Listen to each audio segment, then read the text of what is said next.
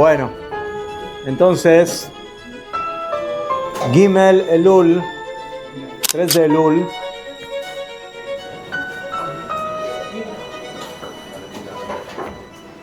del año 5635. ¿Hace cuántos años? 101 años. 101. ¿Cómo 101? ¿Que murió? ¿Quién? ¿Que murió hasta ahora? El 35, 75 al 26. ¿Qué? Mejor. Sí, 101. ¿Estamos bien? 5600.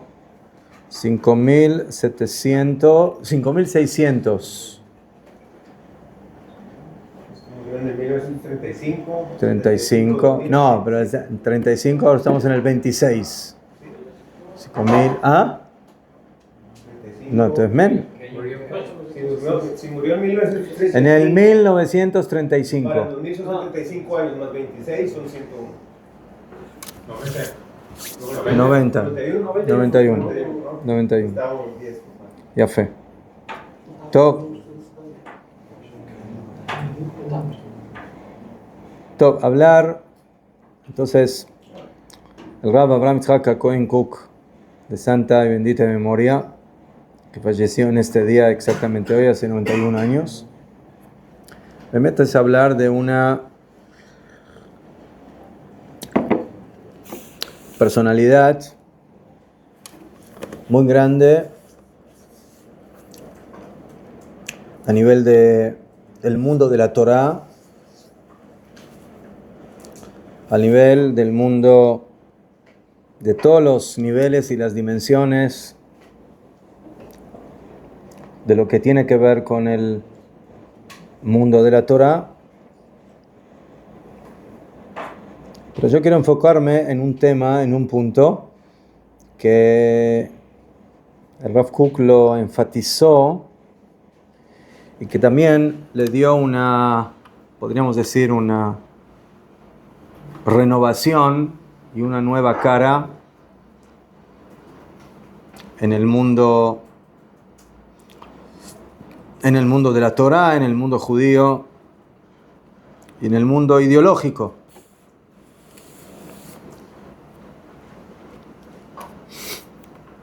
Entonces, Kohen Kol, el Rav Kook era un genio a nivel de conocimiento de todas las niveles, de los niveles de la Torá. Por supuesto que en el mundo de lo que se llama Torá Taniglé, de la Torá revelada, lo que sería la parte del Talmud, Talmud Babli, Talmud Yerushalmi, Midrashim, Halajá, por supuesto, Poskim, Rambam, Tur, Bet Yosef, Shulchan Aruch.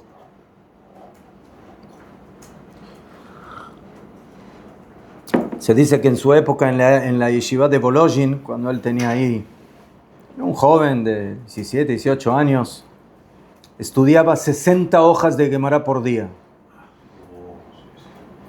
Pero no con Rashi solamente, sino con... Sí. 60 páginas. 70 hojas. 60 hojas son 2 lados. ¿Qué?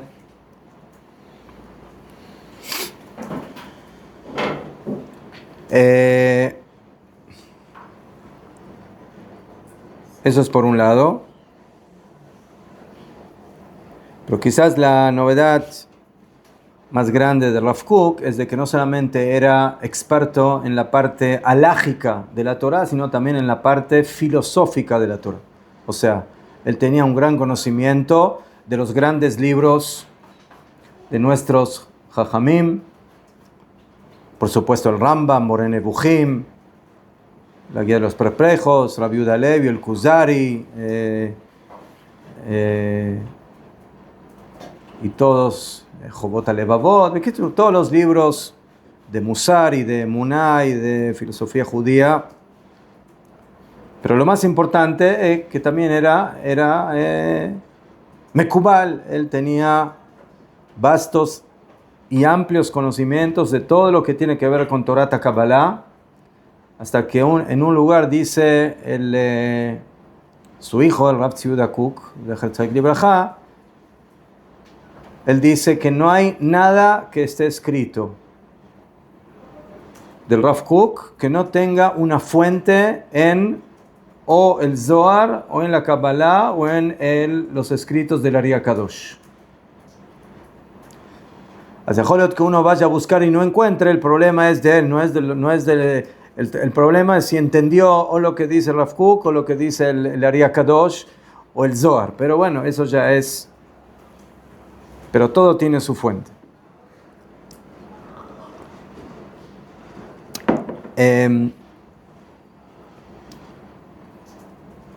Hay personas que cuando están en un tema conocen ese tema y de ese tema hablan. Pero hay personas que están todo el tiempo en todos los temas. Sí, como también dicen de que cuando le preguntaban al Rav Kook sobre alguna cosa, sobre algún tema, entonces él podía desarrollar ese tema con todos sus detalles. Desde las fuentes más básicas de la Gemara, Rishonim, hasta la Halajá. Y afirmo que en ese momento no estaba estudiando, no estaba bediuk metido en ese tema halájico. El Rav Kook escribió muchos libros de Halajá. Ya en su juventud, antes de los 20 años, escribió, creo que su primer libro halájico, Havesh Per, que es un libro que habla sobre la halajá, de que los tefilín del Rosh tienen que estar bien ubicados en la cabeza de la persona, exactamente su ubicación, dónde tiene que estar, etc. Caniré que ese tema era un tema que le era muy importante, ¿sí? Porque nosotros... Hasta hoy en día vemos, ¿no?, de personas que se ponen los tefilín, pero no siempre están bien colocados, como la halajá lo dice. Y ya dijo el Prime Gadim de que tefilín que no están colocados en su lugar es como si estarían en su bolsa. O sea, si no están colocados como corresponde, es como si no están colocados. Sí, pero vi que algunos, después de cumplir la mitzvah, se lo corren ellos mismos, como que se lo corren un poquito. No sé. Top. El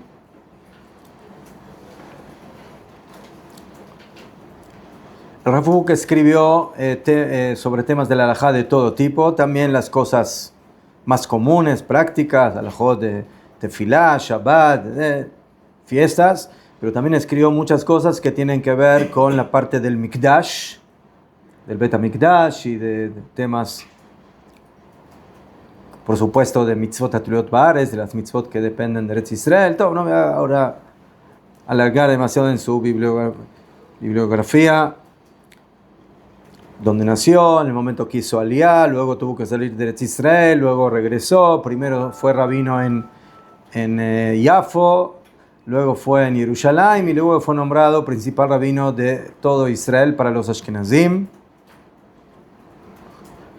Él fue básicamente fundador de lo que hoy en día es la Rabbanut Rashit, del principal rabinato de Israel.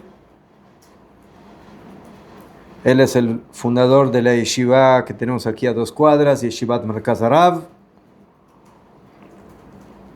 donde yo tuve el zehut de estudiar unos años en su yeshiva.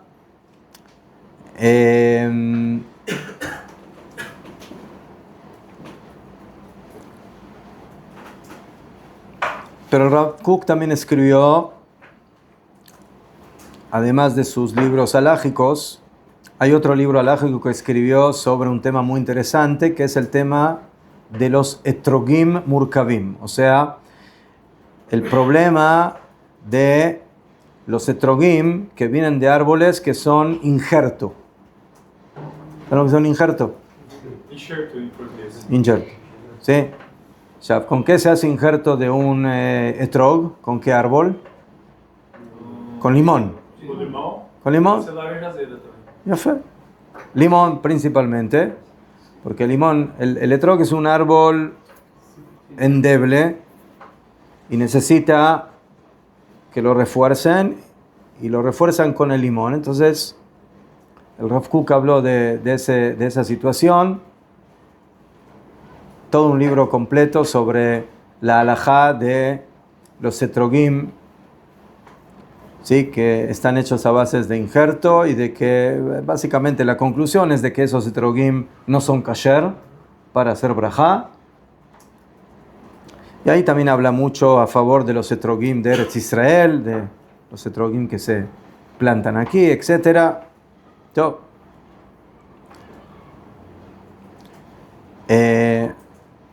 Pero sin ninguna duda, de las cosas más relevantes en la escritura de Rav Kook son sus escritos a nivel de filosofía, emuná, y temas que tienen que ver con Avodat Hashem, servicio a Hashem, midot, musar, moral, ética, y por supuesto la parte ideológica, en donde en ella uno de los puntos más importantes y centrales es básicamente lo que generalmente para definir a Rav Kook nosotros utilizamos como los tres lados, ¿sí?, de la existencia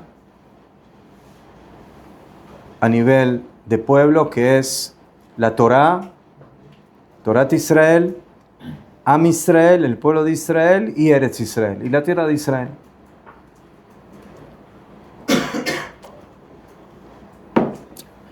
Entonces el Rav Kook, además de enfatizar, por supuesto, la importancia de la Torá, puso mucho énfasis en el tema de la preponderancia de lo que es el pueblo de Israel y lo que él desarrolla como el tema de la leumiut, o sea, el nacionalismo, o sea, la importancia de pueblo como nación, con todos sus componentes, y por supuesto la centralidad de Eretz Israel, de la tierra de Israel. Y que eso se conecta con la época en la cual él vivió y que nosotros básicamente continuamos de alguna forma, que es lo que él denomina la época de la Tchia Leumit, del renacimiento nacional, cuando los Yehudim empiezan a regresar a Eretz Israel, y que eso se va reforzando y se va desarrollando, y que el Rav Kook ve en eso un renacimiento que está conectado con el proceso de la Geulá, de la redención de Am Israel. No es simplemente una situación histórica, bueno, los Yehudim ahora regresan a Eretz, sino que esto está conectado con nuestras fuentes, desde el Tanaj hasta el Talmud y la Kabbalah, de que aquí comenzó un proceso para la Geulá, para la redención total, absoluta y final de Am Israel, que básicamente va a ser la Geulá, no solamente nuestra, sino que va a ser también a nivel de todo el universo y de todas las naciones. Y que eso tiene que ver con el vínculo que se renueva, que durante 2000 años estuvo abandonado prácticamente, que es el vínculo entre Am Israel y Eretz Israel, entre el pueblo de Israel y la tierra de Israel, pero que ese vínculo que se va desarrollando cada vez con más fuerza, hay que también, por supuesto, incluir en él, ¿sí?, la tercera parte, que es, por supuesto, sin entrar en cuál es la más importante, pero que es esencial y principal, que es la de Torat Israel, ¿sí?, de que el vínculo de Am Israel con Eretz Israel tiene que estar basado no solamente en un aspecto nacional o histórico o político, afilo, ¿sí? A nivel de lo que fue el movimiento sionista, pero que no estaba conectado con, ¿sí?, la parte religiosa. Y él, por supuesto, el Rav Kook vio en este proceso algo que está conectado totalmente con la Torá, a pesar de que quizás los que fueron parte de este proceso y lo siguen siendo, no siempre ven la relación o el vínculo que hay entre el pueblo de Israel, la tierra de Israel y la Torá de nuestro pueblo.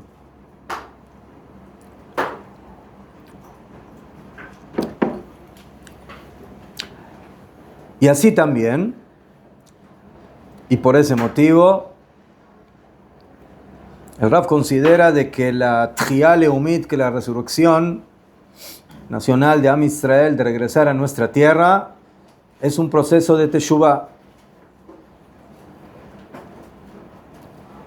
Y a pesar de que no todos los que vienen a Israel Ulay lo ven de esa forma, pero a nivel global, a nivel nacional, a nivel histórico, esa es la realidad. La desvinculación de nuestro pueblo con su tierra durante tantos cientos y miles de años empieza a corregirse. Y por eso, esto es parte del proceso de la Geulá, en la cual estamos avanzando. Y según el Rav Kook, eso también al final va a provocar, como está escrito ahí en la visión de los huesos secos, de que se empiezan a levantar y empieza cada hueso a conectarse con el otro y a darle forma a ese cuerpo, y que luego ese cuerpo recibe el alma, como lo dice el profeta Yehezkel.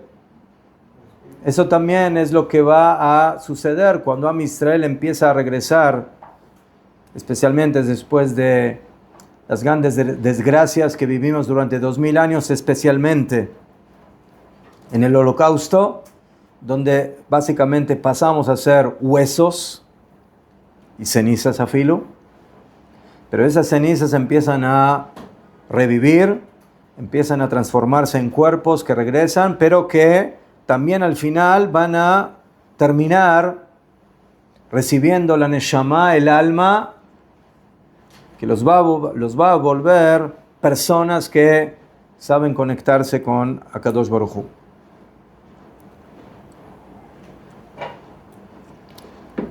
Y aquí viene uno de los puntos interesantes, entre muchos. Y por eso Rav Kook Bemet escribió sobre todo. No hay un tema del que no haya hablado el Rav Kook. A nivel alágico, a nivel filosófico, a nivel... Sí, el Rav no escribió libros de Kabbalah, pero todo lo que escribió a nivel filosófico, ideológico, esconde, para los que saben, muchas ideas que tienen que ver con la Kabbalah. Sus libros recibieron el nombre principalmente de la palabra orot, que son luces, y por eso el Rav Kook escribió varios libros que llevan ese título. Hay uno que se llama Orot, que es el libro donde él habla básicamente de Am Israel, principalmente del pueblo de Israel, de la historia, de la relación de nuestro pueblo, de nuestra historia, de nuestra emuná, también con el cristianismo y con el modernismo, etc. Orot HaTorah, las luces de la Torah, Orot HaTefilá, Orot HaTeshuvá, Orot HaKodesh. Entonces el Rav Kook era un hombre de orot, de luces. no de luz, sino de luces, porque su luz alumbraba en todas las dimensiones de la Torá. Pero algo muy especial que tenía el Rav Kook y que también enseñó en sus escritos es cómo empezar a identificar el mundo de la materia en la época de la Geulá, a diferencia del mundo de la materia en la época del Galut. ¿Qué función cumple la materia en la vida principalmente de Am Israel? Cuando uno estudia los libros de Musar, que por naturaleza se escribieron durante todas las épocas, en el Galut se ve que hay una contra en lo que se refiere al mundo de la materia. La materia siempre es problemática, siempre es contraria al camino de cómo conectarnos con Akadosh Baruj Hu. La materia siempre está conectada con el Yetzer Hara, el materialismo, y que como van, todo eso es muy cierto.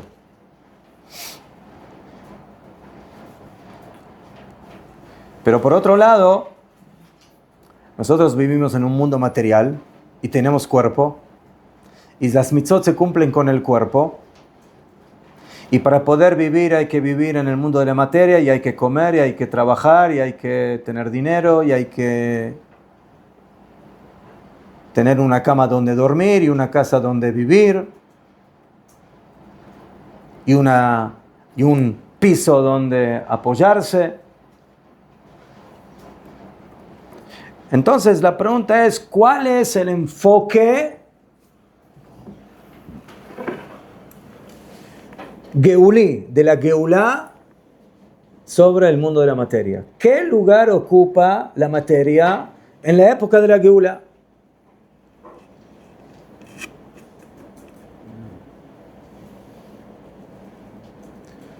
Cuando nosotros regresamos a Eretz Israel, ¿sí? Dice la Gemara Masejet Sanedrín que cuando la tierra de Israel empieza a dar frutos, no tienes una señal más grande de la Geulá que esa. Yo hubiera pensado de que cuál es el simán de la Geulá, que hay muchos Bajurei Yeshivot, ese es el simán de la Geulá.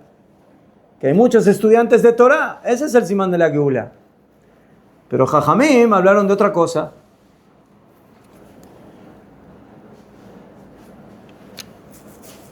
Así dice la Gemara. Masejet Sanedrín, Daf Tzadik Het, 98, dicen que en el momento que la tierra de Israel empieza a dar sus frutos, no hay una señal más clara de que estamos en la época de la Geulá. ¿Qué? Que haya lindas naranjas en los árboles, eso es simán de Geulá. Que pueda hacer una buena ensalada de fruta, con manzanas y uvas y naranjas y peras y duraznos. ¿Qué tiene que ver?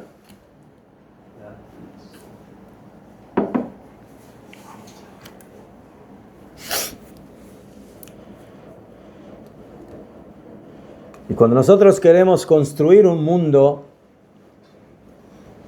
para dirigirnos a la Geulá y ser partícipes de la Geulá, entonces tenemos que saber. Por ejemplo, si nosotros vamos a vivir en un país, vivimos en un país que tiene que tener ejército, que tiene que tener economía, que tiene que tener construcción, que tiene que tener agricultura. Entonces, ¿todo eso qué es?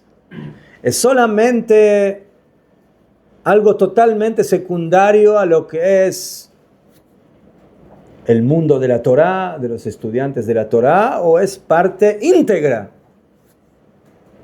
de ese mundo.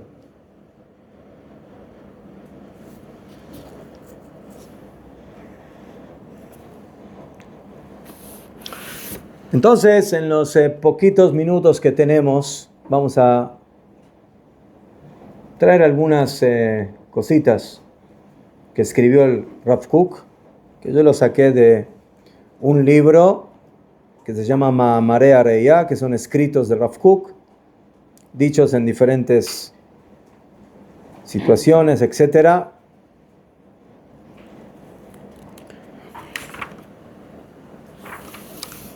Y es Olam Shel Chol, hay un mundo de Chol, un mundo profano.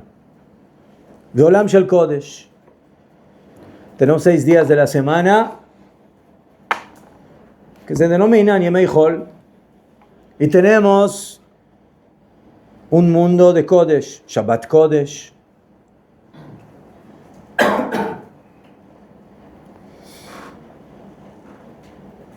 Tenemos animales que son Chol, Julin, o tenemos cosecha que es Julin, y tenemos animales que son Hekdesh, que son para el Betamikdash, o que son el diezmo de la Behemá, o que son el Bejor, el primogénito, que tienen un nivel de Kedushá, o tenemos cosecha, que es Terumá, que es para el Cohen y que es Kodesh, tiene Kedushá, el Cohen lo tiene que comer con pureza.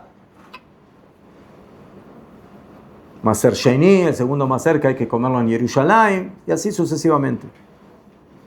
Hay un mundo de Chol y un mundo de Kodesh.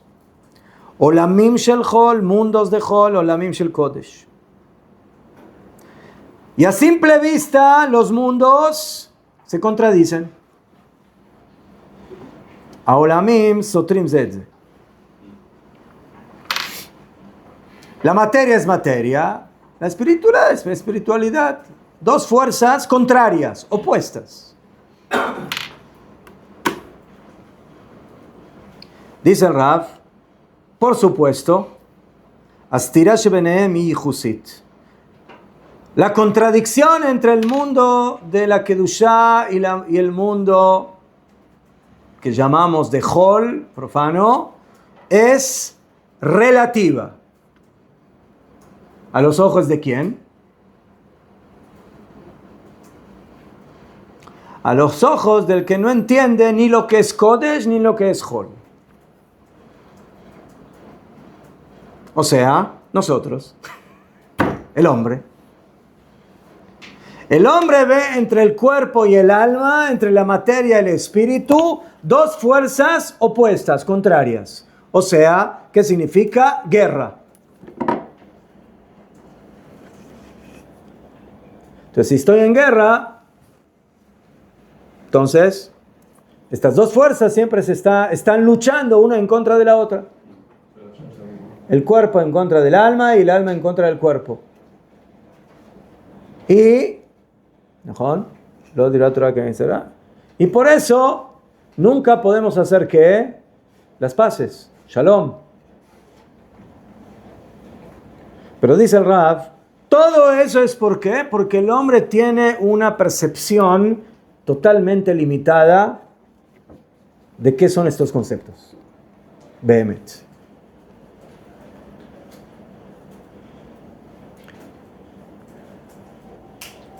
Ve'adam be'asagato metzumtzemet, el hombre en su percepción limitada ve a estos dos mundos como contrarios. Y por eso no yajole pasher, no puede encontrar un encuentro, una sociedad ben a Kodesh u ben a Chol, entre el Kodesh y el Chol. Veino yajole ashbot et stirotem, y no puede igualar, ¿cómo dice? Una sinergia. Una sinergia, sí. Una unidad entre estas dos ideas contrarias.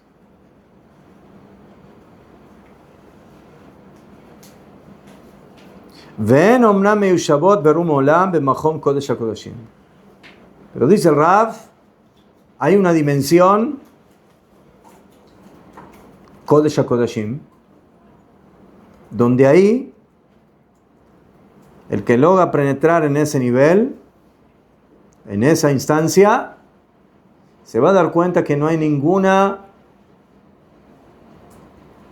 contrariedad y oposición entre el mundo del Kodesh y el mundo del Hol.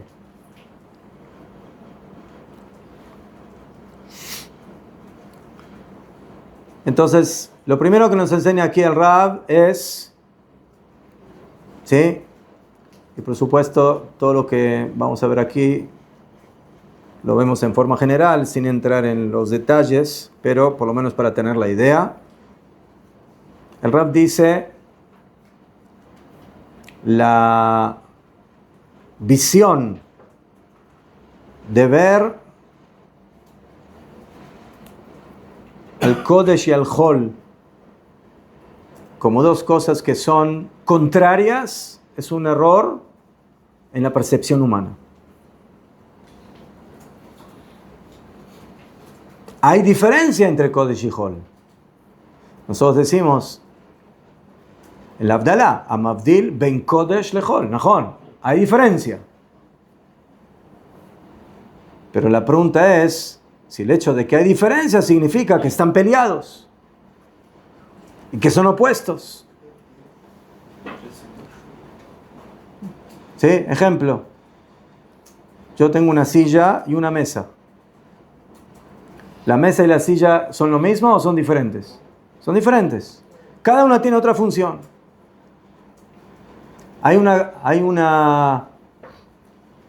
¿Sí?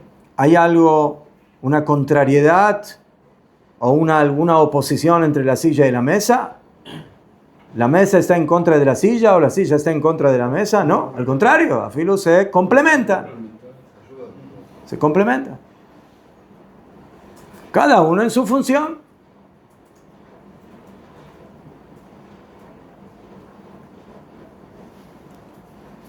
Dice el Rab, el Kodesh se construye en base a ¿qué?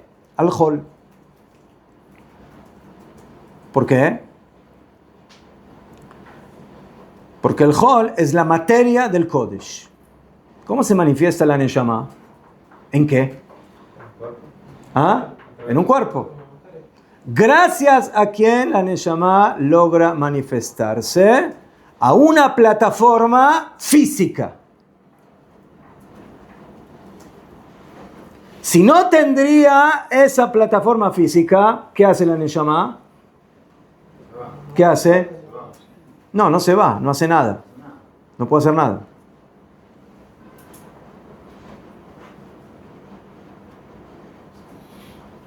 El poder de la visión es gracias a que tenemos ojos.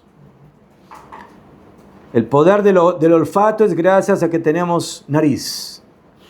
El poder del oído es gracias a que tenemos oídos.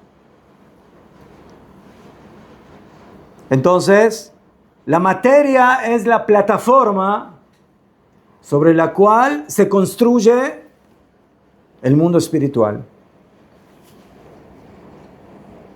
Entonces, de alguna forma, el Homer es la materia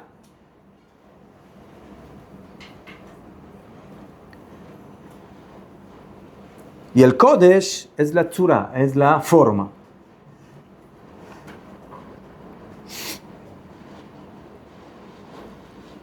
Cuanto más fuerte sea la materia, más preparada, de mejor calidad, entonces la tzura, la forma espiritual, va a ser más importante. ¿Cómo se ve mejor? Haré, sí, les voy a dar un ejemplo. Una mesa. Una mesa es dos cosas: la materia de la mesa y la esencia de la mesa. ¿Qué significa? Yo puedo tener una mesa y hacerla de diferentes materiales, ¿no? De madera, de piedra, de cartón, de hierro, ¿no? Ya fe. Ya. Siempre va a ser mesa. ¿Qué cambia? No la forma. La forma siempre es la misma. Es forma de mesa. No, la esencia no. ¿Qué cambia? La materia. ¿Sabes? Ya, yo tengo una silla. La silla puede ser de madera, de piedra, de hierro, de plástico, y fe. Todas son sillas. ¿Qué es lo que cambia? La materia. ¿Ya fe? Ahora yo les hago una pregunta. Yo tengo una mesa de madera, una silla de madera y una silla de plástico. ¿Sabes? La silla de madera, ¿de quién es familiar más cercana? ¿De la silla de plástico o de la mesa de madera? ¿Entendieron la pregunta? Otra vez. Tengo una silla de madera. Y tengo una mesa de madera. Y tengo una silla de plástico. La silla de madera, ¿de quién es familiar más cercana? ¿De la silla de plástico o de la mesa de madera? ¿Ah? De la mesa de madera. De la silla por la esencia que tiene, que es la función. Perdón, la silla de madera y la silla de plástico, ¿qué son primeramente? Sillas. ¿Qué es lo que cambia? No muebles, es lo mismo, silla, es para sentarse. ¿Qué es lo que cambia? La materia de cómo hice la silla. Entonces, ¿una silla es mesa o es silla? ¿Qué es? Primeramente silla. En una silla uno se sienta y en una mesa pone cosas encima. Entonces, la silla, antes que nada, es silla. La silla tiene una esencia, sentarse en ella. Después, yo puedo elegir con qué materia voy a hacer la silla. A algunos les gusta sillas de madera, a algunos les gusta silla de metal, a algunos les gusta silla de plástico, a algunos les gusta silla de cuero, de mármol, de piedra. Pero todas están hechas ¿para qué? Para sentarse en ello. Eso es una silla. ¿Qué es lo que cambia? La materia con que hago. Entonces, la esencia, la neshama es silla. Eso es una silla. La materia es con qué hago la silla, con qué material. Eso cada uno ya va a depender con qué material lo hace. La mesa no es silla, es mesa. La materia ya no es esencial, sino la función. La función. La función de la mesa es una y de la silla es otra. Entonces, si yo tengo una mesa de madera y una silla de madera, la conexión entre ellas es la parte material y no esencial. Porque las funciones son diferentes. Y por eso, la relación entre silla de madera y silla de plástico es de hermanos. Porque las dos son sillas.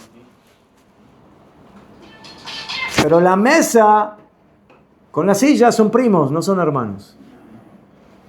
¿Entendieron? Ya fe. Chav. ¿Cómo se ve mejor? ¿Una silla, sí, de madera o una silla de papel? ¿Qué les parece? ¿Qué es mejor? ¿Qué se ve? ¿Qué se ve de mejor calidad, de mejor fuerza, de mejor? Sí. ¿Qué se ve mejor? Madera. ¿Mejor? Ya fe. אבל מה זה משנה? esto es silla y esto es silla. מה זה משנה? Esta es de madera y esta es de cartón. Entonces la madera tiene una función, la materia tiene una cierta influencia y una cierta importancia en la esencia de la silla, ¿sí o no? ¿Verdad que sí?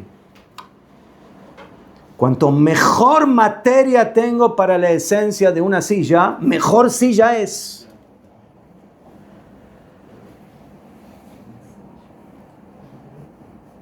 ¿Es adecuado a la función? ¿Qué? Entonces dice el Rab, cuanto más fuerte es la materia, entonces la esencia se vuelve más importante, gracias a la materia. Porque aquí tengo una silla y aquí tengo una silla. Las dos son sillas. Pero una es silla de grandeza, de calidad. ¿Por qué?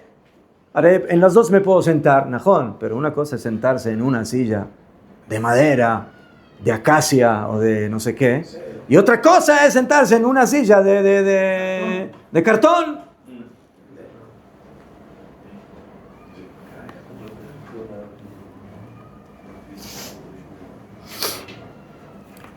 Pero, dice el Rab, a veces hay que tener cuidado porque a veces la materia y el espíritu tienen un encuentro, un encontronazo, una especie de lucha.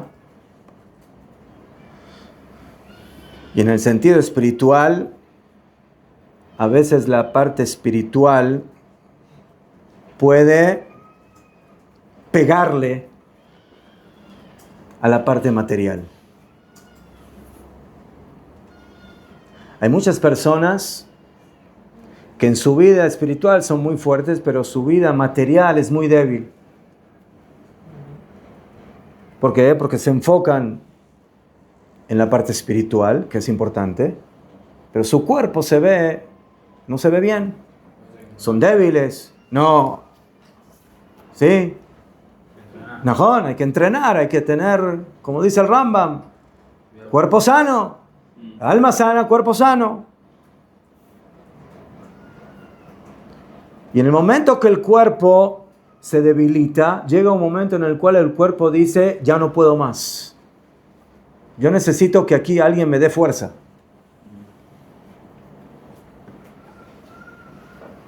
Yo necesito que alguien me dé fuerza.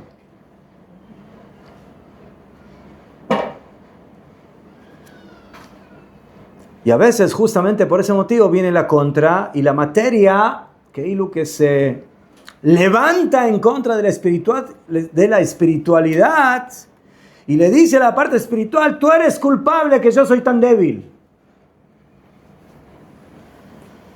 Porque no me dejaste manifestarme.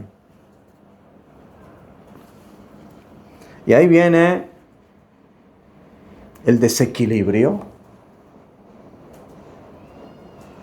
Y esto, Jajamim, con esto quiero terminar, ya tenemos que hacer minjá. Y ahí viene lo que llaman Jajamim, la chutzpah, la insolencia del mundo material en contra del mundo espiritual. ¿Y eso es por qué? Porque no se le dio al mundo material lo que necesita. El mundo material que es lo que se quedó como abandonado, desolado. En el ejemplo que estamos dando ahora, Am Israel 2000 años está en el Galut y no puede vivir una vida material porque no tiene tierra. Entonces la tierra se siente totalmente abandonada y desolada.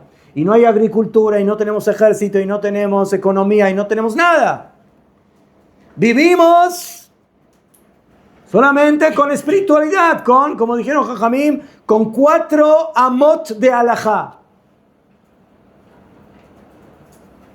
¿Verdad que comíamos también en el Galut? Pero la vida material en el Galut se deterioró a nivel nacional. No tenemos reinado, no tenemos economía, no tenemos ejército, no tenemos todo eso que es el mundo material. Pero por otro lado, si el mundo material es demasiado fuerte, entonces puede someter al mundo espiritual y no darle su lugar. Y al final va a suceder lo mismo, pero al revés. Va a venir la parte espiritual y va a decir, yo no quiero saber nada con el mundo material. ¿Por qué? Porque no se somete, porque quiere tomar la cabeza. Entonces, ese es un ejemplo para entender cómo hay que articular, cómo hay que conectar las fuerzas espirituales y las fuerzas materiales, especialmente, dice el Rab, cuando Am Israel, después de 2000 años, que no pudo tener una vida normal como pueblo, sino que vivió en una burbuja espiritual. Básicamente los años del Galut, 2000 años del Galut, es como Am Israel 40 años en el desierto.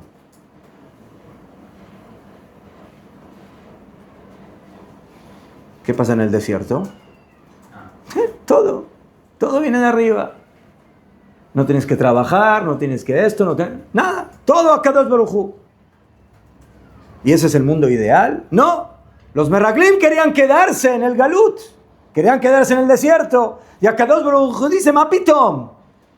¿Para eso los saqué de Mitzrayim? ¿Para que se queden en el desierto? No, para que entren en Eretz Israel. Pero en Eretz Israel hay que trabajar, hay que hacer agricultura, hay que trabajar el campo, hay que luchar, hay que conquistar, hay que hacer muchas cosas. Entonces, el Rav Kook en sus escritos nos quiere enseñar que cuando llega la época de la Geulá, tenemos que volver a reencontrarnos con el mundo de la materia y equilibrar, porque esa es la verdadera Geulá. Y por eso una de las señales de la Geulá es cuando Eretz Israel empieza a dar sus frutos. ¿Por qué? Porque la tierra de Israel dice, ahora yo quiero también tener un lugar en la vida de Am Israel. No solamente la vida espiritual, sino también la conexión y el equilibrio adecuado entre las fuerzas del alma y las fuerzas del cuerpo. Y esa es una de las grandes enseñanzas que el Rav Kook desarrolla en sus escritos. Entonces lo que tenemos que bajar, vamos abajo a terminar.